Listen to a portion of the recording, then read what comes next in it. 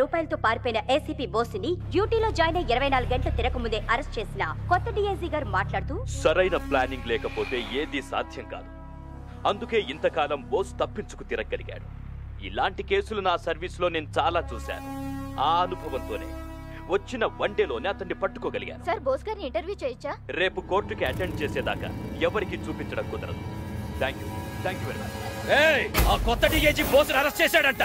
ఆ బోసుని కోర్టుకి తీసుకెళ్లే లోపు వేసేయాలి. ఒకవేళ సెక్షన్ మిస్ అయ్యి వాడు కోర్టుకు వెళ్ళినా నోరు విప్పే ఛాన్స్ ఇవ్వకూడదు. మీరు వెళ్ళి ఆ బోసు గాడి పెళ్ళాం, బిడ్డలు, అమ్మ, బాబు, ఫ్యామిలీ మొత్తాన్ని లాక్కురండి. కొత్తం నువ్వు ఇక్కడ రాగేసుకెళ్తున్నావు ఫైట్ చేయడానికన్నా. ఫైటింగ్ చేయడానికి వస్తే పనులు చేస్తావురా?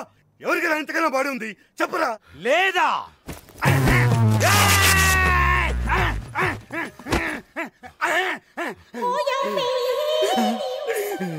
రే, ఈ బాడీతో ఫైటింగ్ చేస్తే ఈ బాడీ దేనికని మరికొత్తట్రా.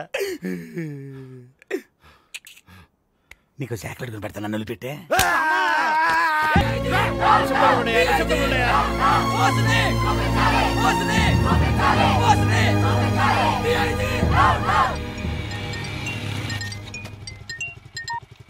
హలో చందుబాబు, ఈ కొత్త డీఐజీ వచ్చిన పిచ్చి పిల్లలకి కుదిరేవాళ్ళంతా వచ్చి ఆఫీస్ ముందు కూర్చొని అన్నయ్య చూపించమని ధర్నా చేస్తున్నారు. ఎంత చెప్పినా వినలేదు. అయితే నేను చెప్పినట్టు చేయి బాబాయ్. ఇమీడియట్గా నువ్వు ప్రెస్ వాళ్ళ దగ్గరికి వెళ్ళి అన్నయ్య పారిపోయాడని చెప్పు.